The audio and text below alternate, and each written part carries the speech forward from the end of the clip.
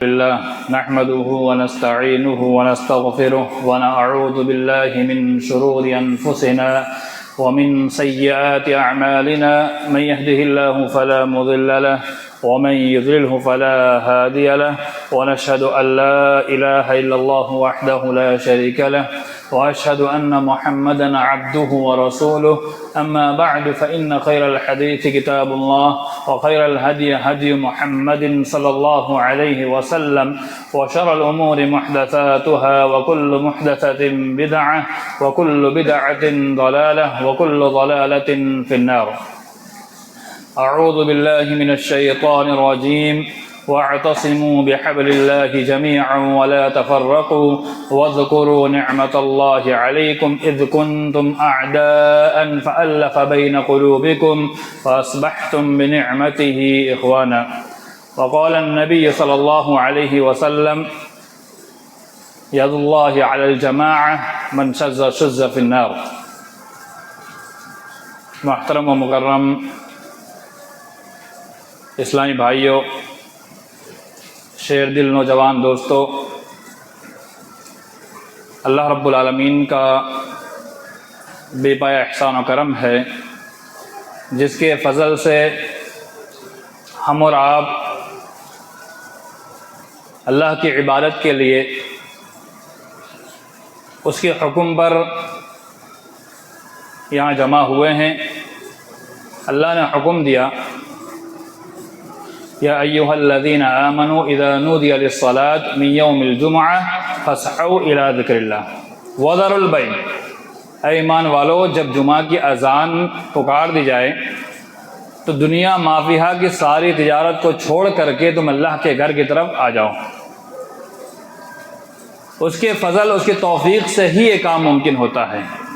اس بھاگ دوڑ کے زمانے میں انسان اپنا کاروبار چھوڑ کر کے رب کی بندگی کے لیے اس کے حکم کی تعمیل کرتے ہوئے خطبہ سننے کے لیے مسجد میں حاضر ہو جائے، یہ اس کے ایمان کی علامت ہے، کیونکہ اللہ رب العالمین نے مخاطب ایمان والوں کیا ہے.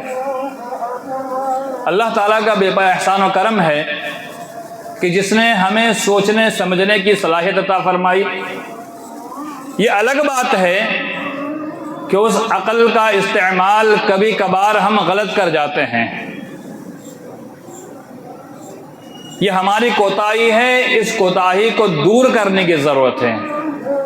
اور اہل ایمان کا کام یہ ہوتا ہے جب اسے معلوم ہو جائے جو کام میں کر رہا ہوں وہ غلط ہے تو اسے چھوڑ دیتا ہے اور اس پر اڑے رہتا ہے.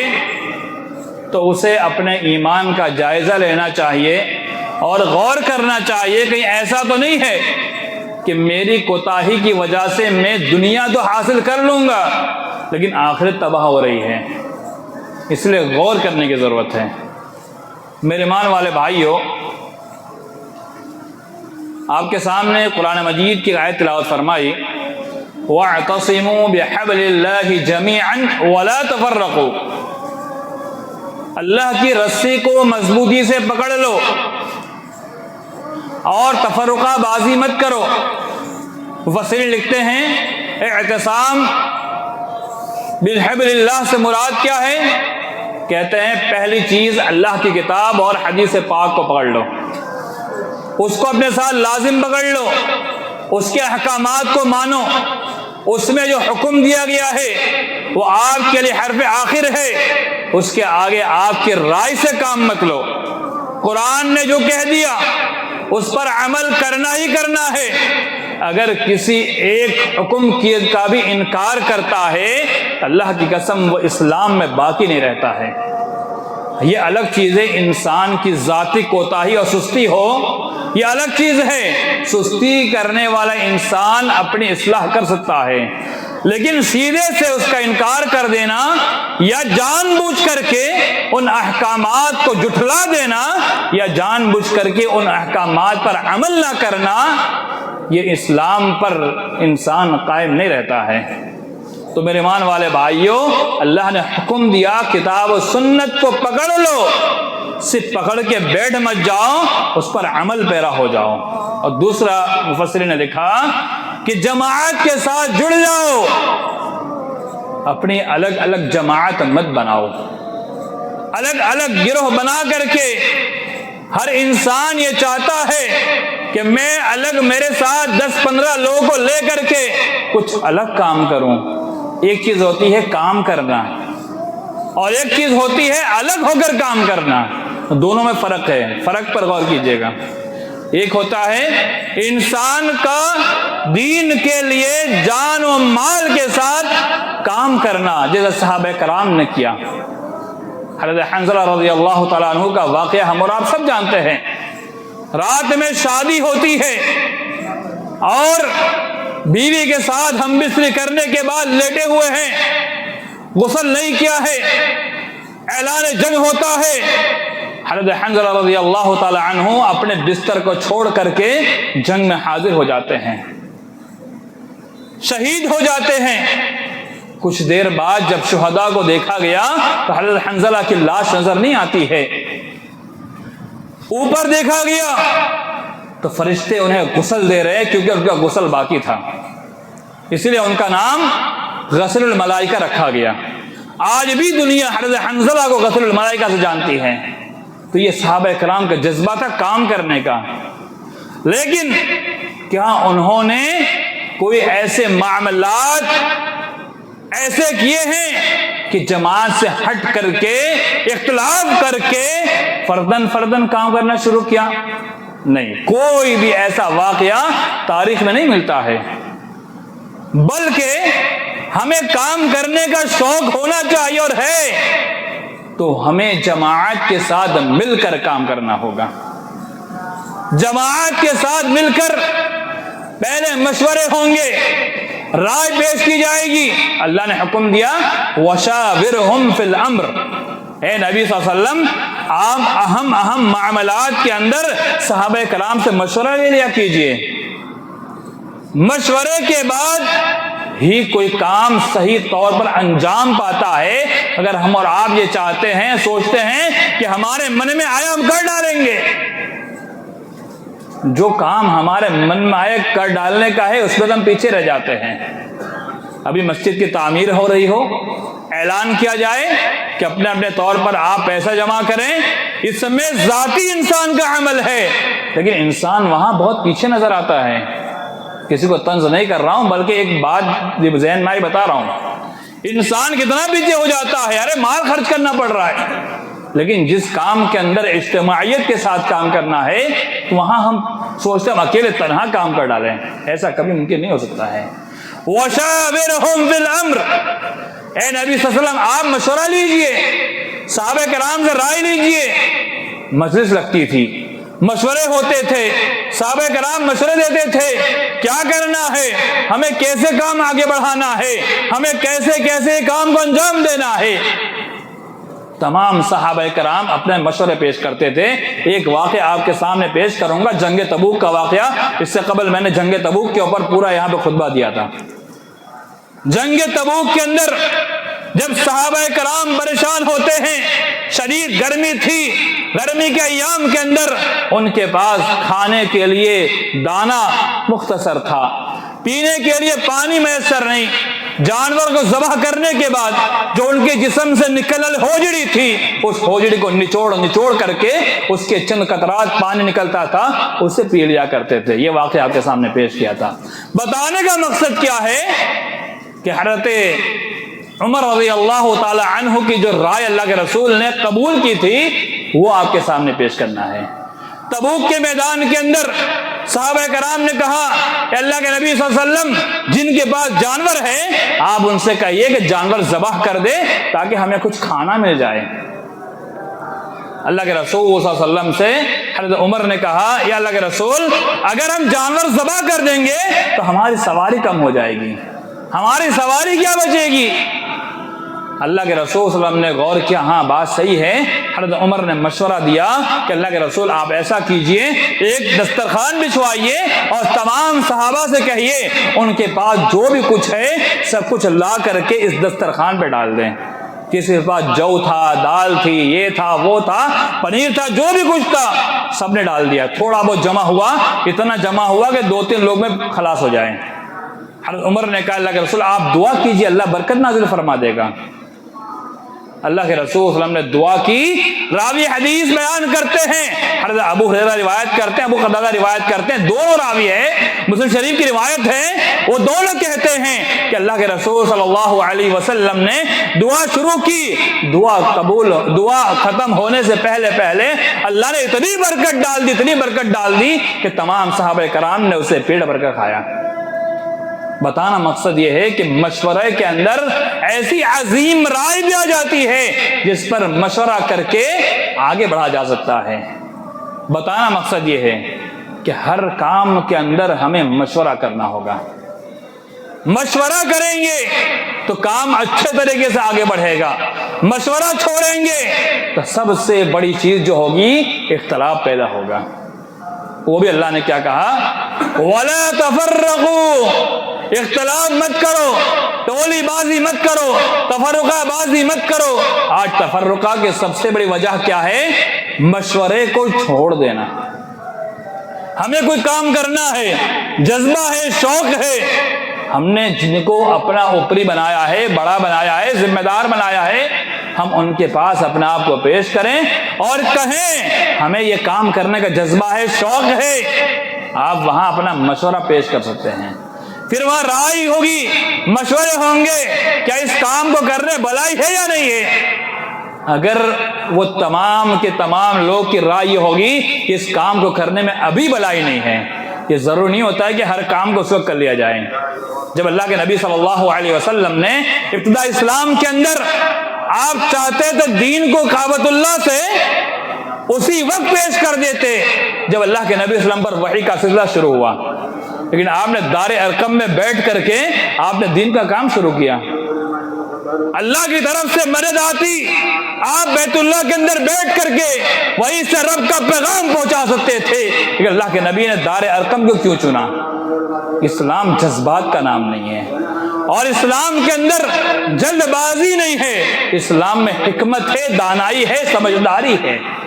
ہمارے استاد دکتر ابراہیم صاحب جو جامعہ سلفیہ میں قریب آج 35 36 37 یا 38 سال سے وہاں عقیدہ پڑھاتے ہیں اور کچھ پی ایچ ڈی کیے ہوئے ہیں، وہ ہمارے ابا کے بھی استاذ ہیں، اور سورت کے اندر جو بڑے بڑے عمر دراز سلفی علماء ہیں وہ ان کے بھی استاذ ہیں۔ اب ان کے آپ معیار دیکھیں کتنے بڑا عالم ہوں گے۔ وہ ایک بات ہمیشہ کہا کرتے تھے، غلط وقت میں غلط جگہ پر صحیح بات بھی غلط ثابت ہوتی ہے۔ یعنی اگر ہم یہاں بیٹھے ہوئے ہیں اور یہ محل صحیح نہیں ہے، یعنی جگہ صحیح نہیں ہے اور وقت صحیح نہیں ہے، اب اس وقت میں کوئی ایسی بات کہہ جاؤں جو حقیقت میں صحیح بات ہو، کہا وہ بات غلط تمہارے ثابت ہو جائے گی، کیونکہ ابھی اس بات کو کہنے کا وقت نہیں ہے، جگہ نہیں ہے۔ تو اسی لیے اسلام اس چیز کا نام ہے، حکمت کا نام ہے، دانائی کا نام ہے۔ اس حکمت اور دانائی کے ساتھ حالات کا سازگار ہونا بھی ضروری ہے۔ جب اللہ کے نبی صلی اللہ علیہ وسلم نے دعا کی، اللہ 2 عمر میں سے ایک کو اسلام کی دولت سے مالا مال فرما دیں، حضرت عمر اسلام لاتے ہیں، کہا اللہ کے رسول ہم تو حق پر ہیں نا، پھر ہم یہاں چھپ کر کیوں دعوت کا کام کریں؟ کہا چلیں بیت اللہ کے اندر جا کر کے ہم اسلام کی دعوت کو عام کرتے ہیں۔ آپ غور کریں، بتانا مقصد یہ ہے کہ حالات جب بہتر ہوا تو اللہ کے نبی صلی اللہ علیہ وسلم نے صحابہ کرام کے ساتھ جا کر کے بیت اللہ سے رب کی دعوت کو بلند فرمایا۔ تو بتانے کا مقصد یہ ہے کہ حالات درست ہوں گے تو انشاءاللہ ذمہ داران آپ کا سپورٹ کریں گے، نہیں ہوں گے تو آپ کی بات کو کاٹا بھی جا سکتا ہے۔ اسی کا ایک واقعہ آپ کے سامنے پیش کروں، حضرت حاتب بن ابی بلتعہ رضی اللہ تعالی عنہ، یہ میں مثالیں دے رہا ہوں شاید آپ کے اوپر سے جاری ہوگی، ابھی بات جب بتاؤں گا سمجھ آئے گی۔ حضرت حاتب بن ابی بلتعہ رضی اللہ تعالی عنہ صحابی رسول ہے، کون سے صحابی؟ بدری صحابی ہے، جن کے تعلق سے اللہ کے رسول صلی اللہ علیہ وسلم نے فرمایا اور اللہ کی سرٹیفکیٹ ہے رضی اللہ عنہم ورضوا عنہ، یہ وہ صحابی ہے جن سے رب راضی ہو گیا اور وہ رب سے راضی ہو گئے۔ اور یہ بدری صحابی جن کے تعلق سے اللہ کے رسول نے کہا اگر آج کے بعد یہ لوگ کوئی بھی گناہ کرے اللہ نے انہیں معاف کر دیا ہے، ہمیشہ کے لیے معاف کر دیا ہے، وہ بدری صحابی۔ جب مکہ کے اندر چڑھائی کی بات آتی ہے کہ مکہ پر حملہ کیا جائے گا، حاتم بن بلتعہ جو ہے ان کے رشتہ دار مکہ میں موجود تھے، تو انہوں نے مکہ کے اندر بات پہنچا دی کہ تمہارے اوپر مدینہ سے چڑھائی ہونے والی ہے، جنگ شروع ہونے والی۔ جب پتا چل گیا کہ حاتم بن بلتعہ نے بات پہنچائی ہے، مجلس لگتی ہے، وہاں پر رائے مشورے ہوتے ہیں کہ کیا کیا جائے۔ حضرت عمر کہتے ہیں اللہ کے رسول اجازت دیجئے میں ان کی گردن مار دوں۔ بات شاید نقطہ سمجھ میں نہیں آ رہی ہے، حضرت حاتم بن بلتعہ نے مدینہ سے مخبری کی تھی اور مکہ میں بات پہنچا دی تھی کہ ان کے رشتہ دار وہاں بچا لیے جائیں۔ کہا حضرت عمر نے کہا اللہ کے رسول آپ اجازت دیجئے، حاتم نے بڑا غلط کام کیا ہے، میں تلوار سے ان کی گردن کو الگ کر دوں۔ اللہ کے رسول نے کہا عمر خاموش ہو جاؤ، تمہیں معلوم ہونا چاہیے حاتم بن ابی بلتعہ جو ہے بدری صحابی ہیں، ان کے کوئی بھی گناہ ہو رب نے جنہیں معاف کر دیا ہے، مغفور ہے، اسے تم کچھ نہیں کر سکتے، تم انہیں سزا نہیں دے سکتے، رب نے انہیں معاف کیا ہوا ہے، تم کچھ نہیں کر سکتے۔ دو بات آئی نا، اس سے پہلے حضرت عمر رضی اللہ تعالیٰ عنہ نے جنگ تبوک مشورہ دیا، اللہ کے رسول نے ایکسپٹ کر لیا۔ یہاں پر جب مشورہ ہوا اللہ کے رسول نے انکار کر دیا، عمر تمہاری بات نہیں مانی جائے گی۔ یہ مثال اس لیے دے رہا ہوں کہ آج ہمارے معاشرے میں اختلاف کی بنیادی وجہ یہ ہے، جماعت کو توڑنے کی بنیادی وجہ یہ ہے ہماری رائے قبول کیوں نہیں ہوئی۔ ہم اپنی الگ جماعت نکالیں گے، اپنے طور پر کام کریں گے۔ بات مانی بھی جا سکتی ہے، انکار بھی کی جا سکتی ہے۔ وَشَاوِرْهُمْ فِي الْأَمْرِ فَإِذَا عَزَمْتَ فَتَوَكَّلْ عَلَى اللَّهِ۔ بات کو ماننے کا حکم ہمیں اور آپ کو نہیں ہے۔ ہم نے جس کو اپنا ذمہ دار بنایا، امیر بنایا، ہم نے جس کو اپنا اوپری بنایا، جن کو ہم نے ذمہ دار بنایا ہوا ہے نا، ہمارے معاشرے کا، جماعت کا ذمہ دار ہم نے بنایا ہے نا، اس کو اختیار ہے کہ وہ اس مشورے کو ایکسپٹ کریں۔ فَإِذَا عَزَمْتَ، اے نبی صلی اللہ علیہ وسلم جب آپ کسی مشورے پر عزم کر لیں، یعنی کسی ایک مشورے کا آپ ایکسپٹ کر لیں، فَتَوَكَّلْ عَلَى اللَّهِ، اللہ پر بھروسہ کیجئے اور کام شروع کر دیجئے۔ اس آیت سے کیا معلوم ہوتا ہے کہ مشورے قبول کرنے کا کام ذمہ دار کا ہے، ہمارا اور آپ کا کام مشورہ دینا ہے، بات آگے بڑھانا ہے۔ ہمارا اور آپ کا کام کیا ہے؟ اپنے ذہن اور فکر کے مطابق ہمیں اپنی بات کو پیش کر دینا ہے۔ ماننا نہ ماننا یہ ذمہ دار کا کام ہے۔ تو اختلاف یہی سے شروع ہوتا ہے کہ ہماری بات مانی کیوں نہیں گئی، ہماری بات سنی کیوں نہیں گئی۔ جاؤ ہم اپنے طور پر کام کریں گے، ہمیں کوئی مطلب نہیں ہے۔ ہاں یہ بات بھی آپ کے سامنے پیش کر دوں کہ اللہ کے رسول صلی اللہ علیہ وسلم سے کوئی غلطی اگر ہوتی تھی تو اللہ تعالیٰ وحی نازل کرتا تھا، جیسے عبس وتولى ان جاءه الاعمى، اے نبی صلی اللہ علیہ وسلم آپ نے تیوری چڑھائی، آپ نے منہ موڑ لیا اس صحابی سے جو نابینا صحابی ہے۔ حضرت عبداللہ بن ام مکتوم جو ہے تو نابینا صحابی تھے، اللہ کے رسول کا آتے ہیں، اللہ کے رسول بڑے بڑے کفار اور مشرکین اور قریش کے بعد بیٹھے ہوئے تھے جو بڑے بڑے سردار تھے، تو اللہ کے رسول کو تھوڑا ناگوار گزرا کہ ابھی کہاں نابینا صحابی آ گیا، تو اللہ کے رسول نے تھوڑا منہ موڑا تو اللہ تعالیٰ نے پھٹکار نازل فرمائی، عبس وتولى، اے نبی صلی اللہ علیہ وسلم آپ نے مجھ سے منہ چڑھایا، اس سے آپ نے منہ چڑھایا، ان جاء الاعمى، جب آپ کے پاس نابینا صحابی آیا، وما يدريك لعله يزكى، شاید کہ آپ کی بات سے وہ پاکیزگی حاصل کریں۔ آپ نے ان کے لیے جو کفار و مشرکین ہیں ان کے لیے آپ نے ان سے منہ چلا لیا۔ تو بتانا یہ اللہ کے رسول کی عیب جوئی نہیں ہے، بتانا مقصد یہ ہے کہ اللہ کے رسول سے اگر کوئی ایسی غلطی ہو جائے تو اللہ تعالیٰ ان کو صحیح رہنمائی کرتا ہے۔ لیکن ہم اور آپ ایک عام انسان ہیں، ہمارے پاس کوئی وحی آنے والی نہیں ہے، اگر امیر سے، ذمہ دار سے کوئی کوتاہی ہو جائے ہم اس کی مخالفت نہ کریں، بغاوت نہ کریں۔ بغاوت کب جائز ہے آپ کو معلوم ہونا چاہیے۔ اللہ کے رسول نے فرمایا تم پر ایک ایسا زمانہ آئے گا تمہارے اوپر فاسق اور فجار امیر بنائے جائیں گے، ایسے فاسق جن کا فسق تمہیں دکھ جائے گا، اس وقت بھی تم ان کی مخالفت نہ کرنا جب تک کہ وہ اسلام پر باقی ہے۔ جب وہ تمہارے اندر کفر کرے، شرک کرے، ایسا کبیرہ گناہ کرے جو اسلام کے دائرے سے خارج کرتا ہو، تب ان کی مخالفت کرنا، بغاوت کرنا، ورنہ تم ان کی بغاوت اور مخالفت مت کرنا۔ یا پھر وہ تمہیں کوئی ایسا حکم دے، رب کی نافرمانی کا حکم دے، ان کی بات کو مت ماننا۔ ایک واقعہ آپ کے سامنے بتاؤں، اللہ کے رسول صلی اللہ علیہ وسلم نے ایک جنگ کے اندر ایک صحابی، ایک آدمی کو امیر بنا کر بھیجا۔ انہوں نے کہا کہ تم آگ جلاؤ، کود پڑو، آگ جلاؤ اور کود پڑو۔ بعض صحابہ اللہ کے رسول بات گئے، اللہ کے رسول کیا ان کی بات کو مانا جائے گا؟ اللہ کے رسول نے کہا لا طاعت لمعصیت الخالق، اللہ کی معصیت میں، رب کی معصیت میں، خالق کی معصیت میں کسی کی بھی اطاعت نہیں کی جائے گی۔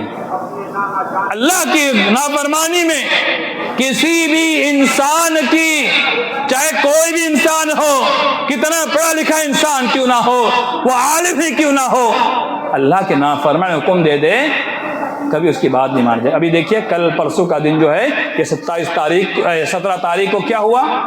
آگ میں چلا گیا۔ ایک بندے کا ویڈیو وائرل ہوا، وہ جیسے آگ میں چلنے لگا گر گیا، اس کے ہاتھ جل گئے، اس کا منہ جل گیا، اس کے جسم کے اعضاء جل گئے، پیر جل گئے۔ اس کی ویڈیو وائرل ہو رہی ہے کہ وہ ہاسپٹل میں اس کا علاج چل رہا ہے، رو رہا ہے، بلک رہا ہے، پریشان ہو رہا ہے۔ اسلام اس کا نام نہیں، اللہ کی قسم اس کا نام اسلام نہیں ہے، یہ مذاق ہے۔ جب اس آگ میں امیر نے کودنے کا حکم دیا تو اللہ کے رسول نے کہا ان کی بات کو نہیں مانا جائے گا۔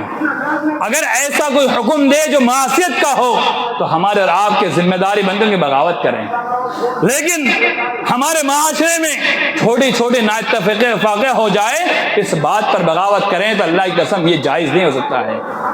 ان کی اصلاح کی جا سکتی ہے، اگر وہ کسی غلط راستے پر ہے یا غلط طریقے پر چل رہے ہیں، وہ غلط کام کر رہے ہیں، تو آپ کے پاس اتنا طاقت ہے کہ آپ اس کو روک سکیں تو آپ سمجھائے، نہیں ہے تو جن کے پاس وہ طاقت ہے انہیں کہا جائے، سمجھائے۔ حدیث کے اندر آتا ہے من رأى منکم منکرا فلیغیرہ بیدی، تم میں جو شخص کوئی منکر کام دیکھے، کوئی ایسا کام دیکھے جو غلط کام ہو تو وہ اپنے ہاتھ سے اسے روکنے کی کوشش کریں۔ فَلْيُغَيِّرْهُ بِيَدِهِ، اپنے ہاتھ سے روکے۔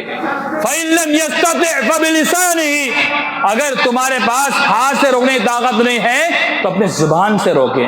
فَإِن لَّمْ يَسْتَطِعْ فَبِقَلْبِهِ وَذَلِكَ أَضْعَفُ الْإِيمَانِ، اگر تمہارے پاس زبان سے روکنے کی بھی طاقت نہ ہو تو کم از کم اپنے دل میں برا جانے وہ انسان برائی کر رہا ہے، صرف برا جانے، بغاوت نہ کرے، بغض نہ رکھے، حسد نہ رکھے، جماعت کو مت توڑے، اپنا الگ کام مت شروع کر دے۔ بلکہ اگر کوئی غلط کام کر رہا ہے، آپ کا طاقت ہے ہاتھ سے، یہ صحیح ابو داؤد کی صحیح روایت ہے، اور امام ابو داؤد رحمہ اللہ نے جہاں پر یہ حدیث پیش کی ہے اس کے حاشیے میں ایک بات اور لکھی ہوئی ہے جو علمی بات ہے، بتا دوں کہ ہاتھ سے روکنا حاکم وقت کی ذمہ داری ہے، زبان سے روکنا علماء کرام کی ذمہ داری ہے، اور دل میں برا جاننا وہ انسان ہے جس کا علم نہیں ہے، وہ صرف اپنے دل میں برا جانے۔ یعنی اس سے معلوم ہوتا ہے اگر کوئی ایسا بڑا کام کر دے، اگر حاکم وقت ہمارے قوم کا ہو، ہماری کمیونٹی کا ہو، مسلمان ہو، ایسا حاکم ہو حق کی بنیاد پر فیصلہ کرتا ہو تو آپ کی ذمہ داری پہلے آپ اس کو وہاں لے جائے۔ ایسا معاملہ نہیں ہے، اللہ کی قسم ہم آپسی بات بتانے کی نہیں ہے لیکن بتانا پڑتا ہے۔ ہم اور آپ اتنے گرے ہوئے معلوم ہوتے ہیں نا کہ ہم اپنے آپسی معاملات کی لڑائی کو لے کر کے ہم ان کے پاس جاتے جو کافر ہے، جو مسلمان کے پکے دشمن ہے، مسلمان کے کسی فیصلے کو وہ حق کی بنیاد پر کرنا نہیں چاہتے ہیں، وہ چاہتے ہیں ان کو الجھایا جائے۔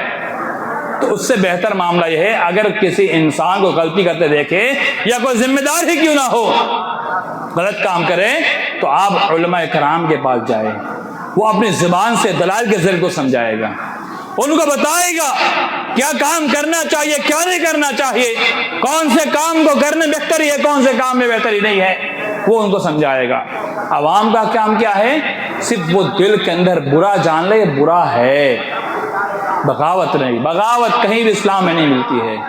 ہم اور آپ بغاوت کر جاتے ہیں اور اس کا نتیجہ یہ ہوتا ہے جو کام ہمیں کرنا چاہیے وہ کام رک جاتے ہیں، جو کام کرنے کے ہیں وہ کام رک جاتے ہیں۔ ابوالکلام آزاد رحمہ اللہ نے ہمیشہ یہ بات کہی ہے کہ مسلمان قوم کی سب سے کمزور ترین ایک خاصیت ہے، وہ یہ وہ اپنے ذمہ داروں پر بھروسہ نہیں کرتے، وہ اپنے ذمہ داروں پر بھروسہ نہیں کرتے۔ یہ مسلمانوں کی خاصیت آج نہیں، مولانا ابوالکلام آزاد رحمہ اللہ جب وہ عہدے پر تھے، ذمہ داری میں تھے، تب بھی یہ حالت تھی، آج بھی وہی حالت ہے۔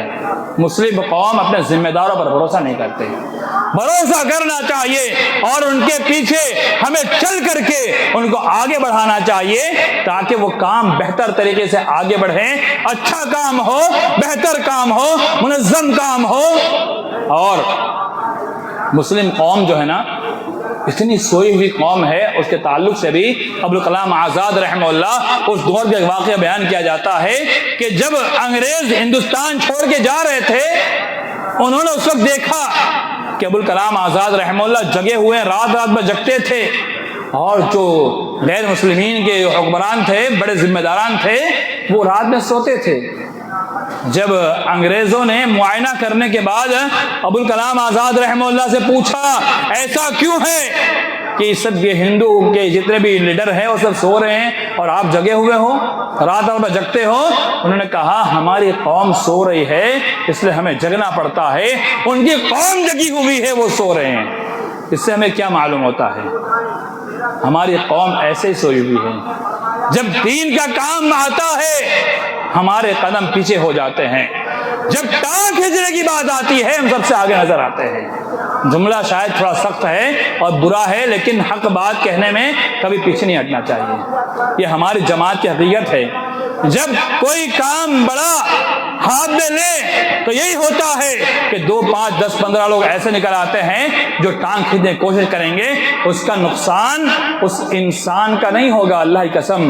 ہم اور آپ یہ سوچتے ہیں نا ہم اس کی ٹانگ کھینچ ڈالیں گے، اس کو بٹھا دیں گے، دبا دیں گے، وہ تو بیٹھ جائے گا، وہ دب جائے گا۔ آپ نے اس کو نہیں دبایا، اللہ کی قسم آپ نے اسلام کے کام کو دبا دیا۔ آج ہوتا کیا ہے؟ ابھی پچھلے جمعہ کو میں ایک جگہ گیا تھا خطبہ کے لیے، وہاں سننے میں ایسا آیا کہ مسجد کے بازو میں جس کا گھر ہے اس کی انبن مسجد کے ذمہ دار سے ہو گئی۔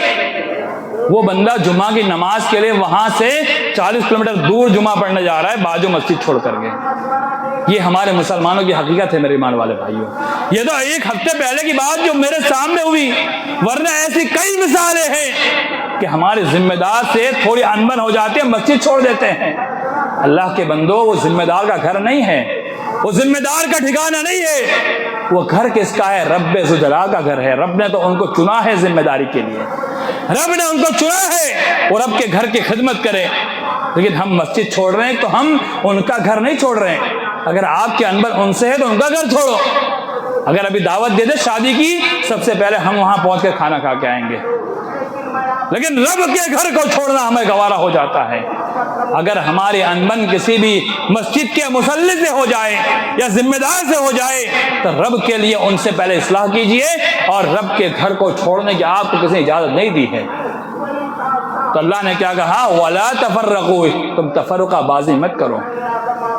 وَاذْكُرُوا نِعْمَةَ اللَّهِ عَلَيْكُمْ إِذْ كُنْتُمْ أَعْدَاءً، اللہ نے کہا تم اس نعمت کو یاد کرو جو نعمت تم پر رب نے کی ہے۔ وہ نعمت کیا ہے؟ رب کی نعمت کیا ہے؟ إِن كُنْتُمْ أَعْدَاءً، تم دشمن تھے۔ یہ کب کا معاملہ ہے؟ اللہ کے رسول صلی اللہ علیہ وسلم کے اسلام کو پیش کرنے سے پہلے کا ہے، یعنی آج سے 1450 سال پہلے، جب اللہ کے رسول کو نبی نہیں بنایا گیا تھا، اس سے پہلے کا زمانہ جاہلیت کا زمانہ کہا جاتا ہے۔ کہا تم آپس میں دشمن تھے، خون کے پیاسے تھے، ایک دوسرے کا خون مارنا چاہتے تھے، ایک دوسرے کی بھلائی دیکھنا نہیں چاہتے تھے۔ ہم تھوڑا غور کریں، کیا اس زمانے بھی ایسا نظر نہیں آتا ہے؟ ہمیں اور آپ کو ایسا نہیں لگتا ہے ہم آپس میں ایک دوسرے دشمن بنتے جا رہے ہیں؟ ایسا نہیں لگتا ہے ہم اور آپ آپس میں ایک دوسرے کے خلاف بغاوت کر رہے ہیں؟ اللہ نے کہا وہ زمانہ جب تم دشمنی کے زمانے میں جی رہے تھے نا، یعنی اسلام کے پیش کرنے سے اور نبی صلی اللہ علیہ وسلم کے نبوت سے پہلے، قرآن کے نزول سے پہلے، احادیث پیش کیے جانے سے پہلے تم ایک دوسرے کے دشمن تھے۔ قرآن آیا، نبی آئے، اسلام پیش کیا، حدیث بیان کی، اس کے بعد تم آپس میں ایک دوسرے کے بھائی بھائی ہو گئے۔ یہ اللہ رب العالمین نے نعمت کا احسان جتلایا ہے، میں نے تم پر یہ نعمت کی ہے، تم آپس میں دشمن تھے، میں نے تم کو بھائی بھائی بنا دیا ہے۔ فَأَصْبَحْتُمْ بِنِعْمَتِي إِخْوَانًا، اللہ نے کہا تم میری نعمت سے بھائی بھائی ہو گئے، تم تو دشمن تھے، میری نعمت یہ ہے کہ تم بھائی بھائی ہو گئے۔ اللہ کی اس عظیم نعمت، اللہ نے ہمیں بھائی بھائی بنایا ہے۔ انما المؤمنون اخوہ فاصلحوا بین اخویکم، اے ایمان والو یقین انما جب داخل ہو جائے نا وہ تخصیص ہو جاتی ہے، خاص ہو جاتا ہے، خاص طور پر ایمان والو تم آپ سے بھائی بھائی ہو۔ فاصلحوا بین اخویکم، تم تمہارے بھائیوں کے درمیان اصلاح کرایا کرو۔ اگر تھوڑی انبن ہو جائے، کسی معاملے کو لے کر کے لڑائی ہو جائے، جھگڑے ہو جائے، ہم کیا کرتے ہیں؟ اس آنکھ کے اندر پیٹرول چھڑکتے ہیں۔ ہمارے رات کا یہی معاملہ نظر آتا ہے نا، جب دو لوگ لڑ پڑتے ہیں یا جماعت کے اندر بھی ذمہ داروں میں لڑائی ہو جائے یا جماعت اور ذمہ داروں میں انبن ہو جائے تو کچھ لوگ ایسے ہوتے ہیں جو پیٹرول چھڑکنے کا کام کرتے ہیں، اور بڑھاؤ اور بڑھاؤ اور بڑھاؤ۔ اللہ کہتا ہے تمہارا یہ معاملہ نہیں ہونا چاہیے۔ ایمان والے وہ ہے جب آپ نے لڑائی ہو جائے تو بھائی بھائی کو ملا دیتے، اصلاح کرتے ہیں۔ یہ ہمارے رب کی ذمہ داری ہے، ہم اصلاح کریں، معاملات کو سلجھانے کی کوشش کریں، معاملات خراب کیوں نہ ہو ان معاملات کو سلجھانا ہمارے رب کی ذمہ داری ہے۔ اللہ نے کیا ارشاد فرمایا؟ وَأَلَّفَ بَيْنَ قُلُوبِهِمْ لَوْ أَنفَقْتَ مَا فِي الْأَرْضِ جَمِيعًا، اے نبی صلی اللہ علیہ وسلم اگر آپ جو ہے پوری زمین کا خزانہ خرچ کر ڈالتے، اللہ اکبر، پوری زمین کا خزانہ، کیا 2 لاکھ 5 10 لاکھ 15 لاکھ کا؟ سینکڑوں ارب گنا جائے وہ بھی کم پڑ جائیں گے، کا اتنا خزانہ بھی خرچ کر ڈالیں گے نا۔ ایسی دشمنی تھی، ایسی دشمنی تھی آپس میں، انسان کا ایسا دشمن تھا نا کہ اللہ رب العالمین نے فرما دیا وَأَنفِقُوا مِمَّا فِي الْأَرْضِ جَمِيعًا، آپ زمین کے پورے خزانے بھی خرچ کر ڈالتے نا تب بھی آپ ان کی محبت ان کے دل میں نہیں ڈال سکتے تھے۔ کہ اللہ کی نعمت ہے، اللہ کی طرف سے یہ ہمیں ملا ہوا ہے۔ وَأَلَّفَ بَيْنَ قُلُوبِهِمْ، اللہ نے ان کے دلوں کو ملا دیا، ایک کر دیا۔ اب ہم اور آپ کیا کرتے ہیں؟ رب نے جو ہم پر عظیم نعمت ہم پر دی ہے ہم اس کو بھول جاتے ہیں اور آپس میں عداوت، دشمنی، لا تعلقیت اور آپس میں ہم ایک دوسرے کو توڑنے کا کام کر کے دونوں لوگوں کو الگ کر کے ہم کچھ نہیں حاصل کر پائیں گے سوائے اسلام کے جو کام ہے وہ رک جائیں گے۔ ہم اور آپ تو خوشی منا لیں گے، اسلام کا کام رک گیا، اللہ کی قسم ہم کبھی اللہ کا جواب نہیں دے پائیں گے۔ تو بتانے کا مقصد یہ ہے کہ اللہ نے کہا وَلَا تَفَرَّقُوا، تم اختلاف مت کرو، تفرقہ بازی مت کرو، جماعت بندی مت کرو، اللہ کی رسی کو پکڑ کے رکھو۔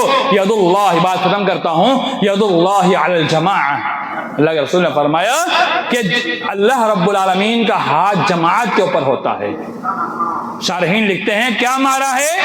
کہ النصرہ، اللہ کی مدد جماعت کے ساتھ ہوتی ہے۔ اللہ کی قسم آج مسلمان کتنا پریشان ہے۔ آج دیکھیے فلسطین کے اندر کیا حال ہو رہی ہے۔ آج دیکھیے ابھی مہاراشٹر کے اندر ایک واقعہ رونما ہوا، مسجد گرا دی گئی۔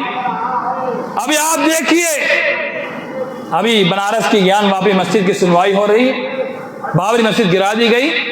وہاں کیا ہے؟ یہ ہماری آپسی لڑائی جھگڑے، جماعت بندی، اختلافات، انتشارات، اختلافات، اسی وجہ سے اللہ کی مدد ہم سے رکی ہوئی ہے۔ اللہ کے رسول نے کیا فرمایا؟ ید اللہ علی الجماعہ، اللہ کا ہاتھ جماعت پر ہوتا ہے۔ ہم ایک ہو جائیں گے، اللہ کی قسم ہمیں کوئی توڑ نہیں سکتا ہے۔ ہم ایک ہو جائیں گے، کوئی طاقت ہمارے خلاف بغاوت نہیں کر سکتی۔ ہم ایک ہو جائیں گے، ہمیں کوئی طاقت ہلا نہیں سکتی ہے۔ اللہ کی مدد جماعت کے ساتھ ہے، جماعت سے جڑ جائیے، اختلافات کو بھول جائیے، جو ہمارے آپسی معاملات ہے اسے بیٹھ کر سلجھائیے، یہی بیٹھیے اور آپسی معاملات کو صحیح کیجیے، ٹھیک ٹھاک کر لیجیے اور جماعت کے ساتھ مل کر کے کوئی کام آگے بڑھائیے۔ اور اللہ کے رسول نے فرمایا من شذ شذ فی النار، یہ میں نہیں کہتا، حدیث کے الفاظ، اللہ کی قسم، جو جماعت سے کٹ گیا، من شذ شذ فی النار، جو جماعت سے کٹ گیا، اختلاف کیا، انتشار کیا، تفرقہ بازی کی، وہ جہنم میں ڈال دیا جائے گا۔ یہ میں نہیں کہتا، میرے الفاظ نہیں، میرے کلمات نہیں ہیں، آخری نبی حضرت محمد صلی اللہ علیہ وسلم کے کلمات ہیں، اور وہ کلمات کس کے کلمات ہیں؟ وَمَا يَنْطِقُ عَنِ الْهَوَىٰ إِنْ هُوَ إِلَّا وَحْيٌ يُوحَىٰ، قرآن کہتا ہے، اللہ کے رسول اپنی زبان سے کوئی بات نہیں کہتے ہیں، جو بھی بات کہتے ہیں رب کا پیغام ہوتا ہے، رب وحی کرتا ہے، وہی بات کہتے ہیں۔ ایک وحی جلی، ایک وحی خفی۔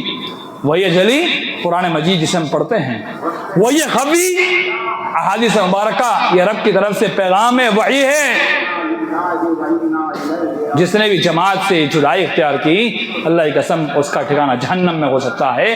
تو اللہ کے لیے جماعت سے جڑ جائیے، جماعت سے جڑ کر کام کیجئے، جو بھی آپ کو کام کرنا ہے اپنی صلاحیت کے مطابق، اپنی طاقت کے مطابق آپ جماعت کے ساتھ جڑ کر کام کیجئے، اس میں برکت ہوگی، کام آگے بڑھے گا، کام میں ترقی ہوگی، کام رکے گا نہیں، کام آگے بڑھ جائے گا۔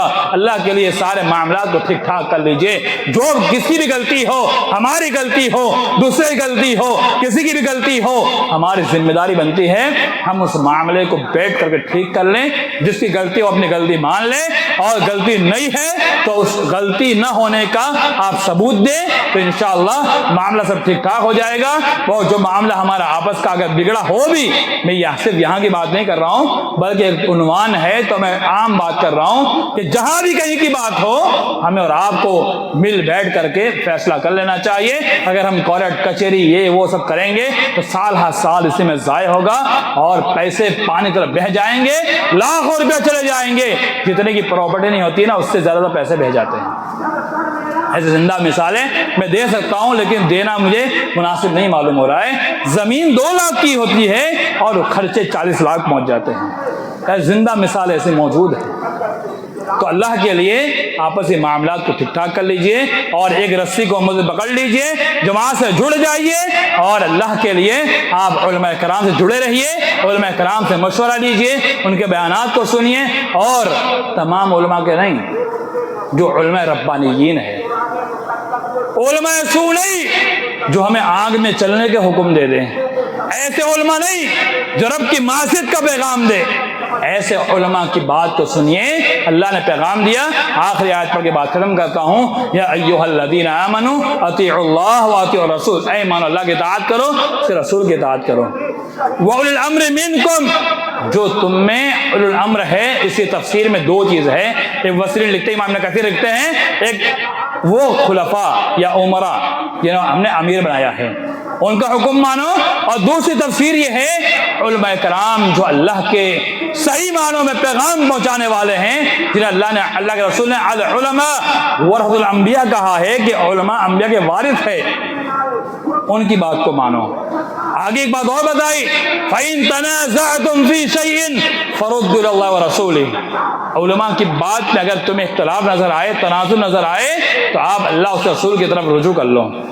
یعنی ایسے علماء کی بات مانی جائے جو رب کا پیغام دیتے ہیں، اس کے نبی کا پیغام دیتے ہیں اور دین کی سچی دعوت دیتے ہیں، ایسے علماء کے ماتحتی میں آپ کام کیجئے، ان سے آپ مشورہ لیجئے، ان کی بات کو سنیے، ان کے خطاب کو سنیے اور خطاب کو سن کر اس پر عمل پیرا ہو جائیے۔ اگر عمل پیرا نہیں ہوئے تو رب کے یہاں آپ کو سوال کا جواب دینا ہوگا، خطبہ تو 40 منٹ کا سن لیا تھا، آپ نے عمل کیا کہ نہیں کیا؟ جب عمل کی بات آئے گی اللہ کی قسم ہم میں سے کوئی بچ کے نہیں نکل پائے گا۔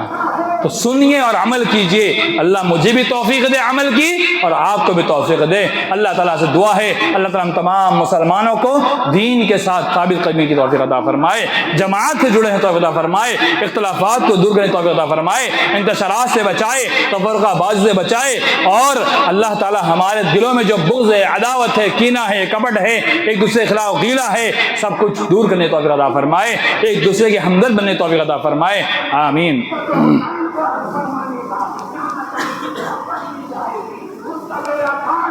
الحمد لله وحده والصلاة والسلام على من لا نبي بعد. أما بعد، إن الله يأمر بالعدل والإحسان وإيتاء ذي القربى وينهى عن الفحشاء والمنكر والبغي يعظكم لعلكم تذكرون. اذكروا الله يذكركم ويستجب لكم وذكر الله تعالى أعز وأجل وهو الذي أكبر